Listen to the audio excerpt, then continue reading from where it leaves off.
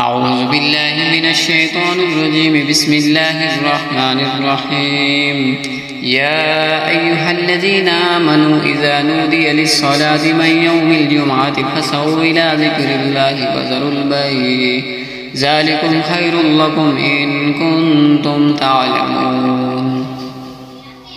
اے وہ لوگوں جو ایمان لے آئے ہو، جب اذان دی جائے نماز کے لیے جمعے کے دن، بس دوڑ لگاؤ اللہ تعالیٰ کے ذکر کی طرف اور چھوڑ دو خرید و فروخت کو، یہ بہتر ہے تمہارے لیے اگر تم جانتے ہو۔ محمد یحییٰ شاہ آپ کی سماعتوں کی نظر۔ جمعے کی فضیلت کے بارے میں آپ کو بتاؤں گا کہ رسول اکرم صلی اللہ علیہ وسلم نے جمعے کے دن کو سید الایام فرمایا، اور ایک روایت میں حضرت ابو لبابہ بن عبد المنذر رضی اللہ عنہ سے روایت ہے کہ ان حضرت صلی اللہ علیہ وسلم نے فرمایا کہ جمعے کا دن اللہ تعالیٰ کے نزدیک تمام دنوں کا سردار ہے اور تمام دنوں میں سب سے زیادہ عظمت والا ہے، اور اللہ کے نزدیک جمعے کے دن کی عظمت عید الفطر بقرہ عید سے بھی زیادہ ہے، کیونکہ دیکھو بقرہ عید اور عید الفطر میں تو بہت بڑا اجتماع ہوتا ہے، لیکن جمعے کی فضیلت ان دو اجتماع سے بھی زیادہ فضیلت بتائی گئی ہے، اور اس دن کی 5 باتیں ہیں۔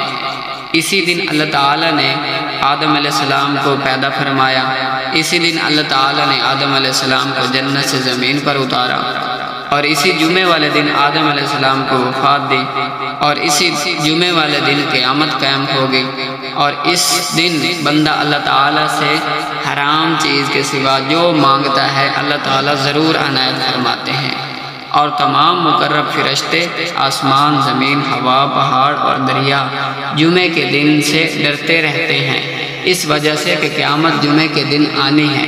یہ روایت ابن ماجہ میں ہے۔ بخاری اور مسلم شریف کی روایت میں آیا کہ حضرت صلی اللہ علیہ وسلم نے فرمایا کہ ہم دنیا میں بعد میں آئے اور قیامت کے دن سب سے آگے ہوں گے، اگرچہ اہل کتاب کو ہم سے پہلے کتاب دی گئی ہے اور ہمیں بعد میں ملی ہے۔ پھر یہ دن جمعے کا ان پر فرض کیا گیا تھا، لیکن انہوں نے اس میں اختلاف کیا۔ اللہ تعالیٰ نے اس دن کے بارے میں ہماری رہنمائی فرمائی کہ ہم نے اس کو عبادت کے لیے منتخب کر لیا۔ یہود و نصارہ اس میں بھی ہمارے تابع ہیں۔ یہود نے کل یعنی ہفتے کو اختیار کیا، نصارہ نے اتوار کو کیا۔ ان حضرت صلی اللہ علیہ وسلم نے فرمایا کہ جمعے والے دن مجھ پر کثرت سے درود بھیجو، کیونکہ جمعے والے دن فرشتے حاضر ہوتے ہیں اور تمہارا درود مجھ پر پہنچایا جاتا ہے۔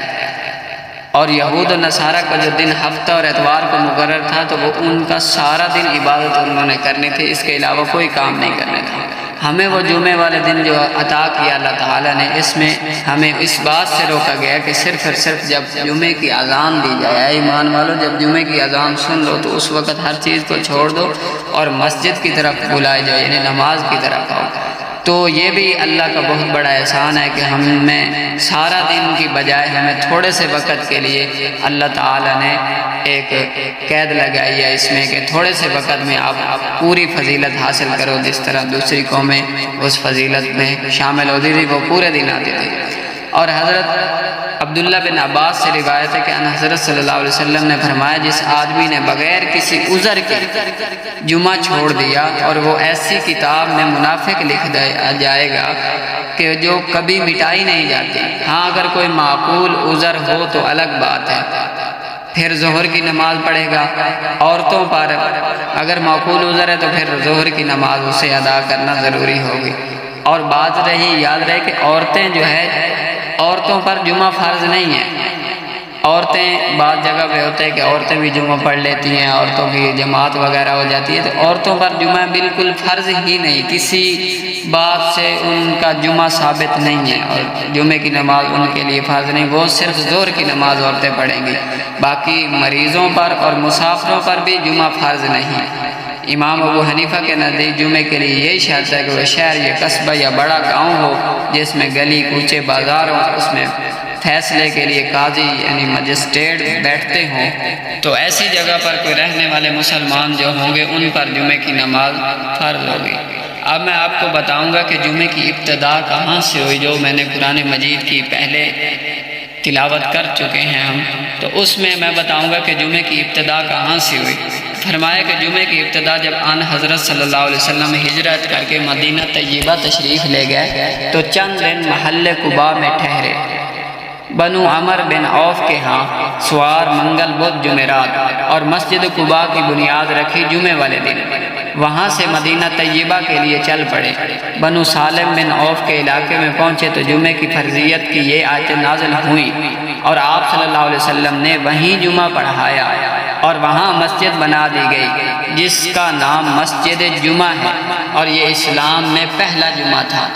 تو جو تلاوت کی گئی آیت مبارک ان کا ترجمہ یہ ہے، تو فرمایا اے ایمان والو، جب اذان دی جائے جمعے والے دن نماز کے لیے فَسْعَوْا إِلَىٰ ذِكْرِ اللَّهِ، پس دوڑ لگاؤ دو اللہ تعالیٰ کے ذکر کی طرف، یعنی فوراً چل پڑو۔ وَذَرُوا الْبَيْعَ، اور خرید و فروخت کو چھوڑ دو۔ اذان جمعے کے بعد کن کاموں کو کرنا جائز اور کن کا نہیں؟ مفسرین کرام فرماتے ہیں کہ اس سے صرف خرید و فروخت کا چھوڑنا مقصود نہیں، بلکہ جمعے کی نماز کی تیاری کے لیے تمام کاموں کو چھوڑ دینا مقصود ہے۔ چاہے کوئی شخص کھیتی باڑی کرتا ہے، صنعت کاری کرتا ہے، ملازم ہے، تاجر ہے، دکاندار ہے، ہر کام کو چھوڑ کر مسجد میں آ جاؤ اور خطبہ سنو اور نماز جمعہ پڑھو۔ جمعے کی پہلی اذان ہو جانے کے بعد امام کے سلام پھیرنے تک ہر وہ کام حرام ہو جاتا ہے جس کا تعلق جمعہ اور نماز کے ساتھ نہیں۔ اور اذان کے بعد غسل کر سکتا ہے کیونکہ جمعے کا غسل سنت ہے۔ جمعے والے دن غسل کرنا، خوشبو لگانا، مسواک کرنا، حجامت بنانا، ناخن تراشنا سنت اعمال ہیں، ان کی تاکید آئی ہے۔ خطیب اذان کے بعد مطالعہ وغیرہ کر سکتا ہے، اس کا تعلق جمعے کے ساتھ ہے۔ ہاں جس کا کام کا تعلق جمعے کے ساتھ نہیں وہ سب حرام ہے۔ اللہ تعالیٰ نے ان حضرت صلی اللہ علیہ وسلم کے صدقے اور طفیل سے اس امت پر کرم فرمایا کہ تھوڑے سے وقت کے لیے ہمیں پابند بنایا، اور اذان سے لے کر امام کے سلام پھیرنے تک، ورنہ بنی اسرائیل کے لیے تو 24 گھنٹے عبادت کے سوا ہر کام ناجائز تھا۔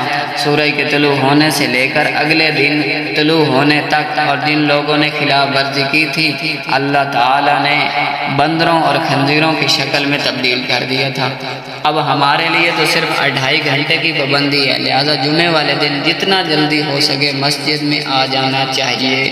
حدیث پاک میں آتا ہے کہ جو شخص جمعے والے دن سب سے پہلے آئے گا اس کو اونٹ کی قربانی کا ثواب ملے گا، اس کے بعد جو آئے گا اس کو گائے کی قربانی کا ثواب ملے گا، اس کے بعد جو آئے گا اس کو دمبے کی قربانی کا ثواب ملے گا، اس کے بعد جو آئے گا اس کو مرغی کے صدقے کا ثواب ملے گا، جو اس کے بھی بعد آئے گا اس کو انڈے کے صدقے کے برابر ثواب ملے گا۔ پھر امام باہر آ جاتا ہے، خطبہ شروع کرتا ہے، فرشتے رجسٹر لپیٹ دیتے ہیں اور ذکر الہی سننے لگ جاتے ہیں۔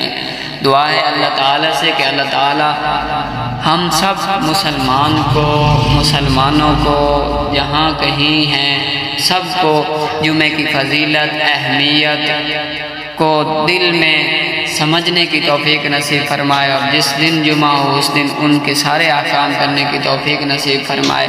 وآخر دعوانا الحمدللہ رب العالمین۔ پاکستان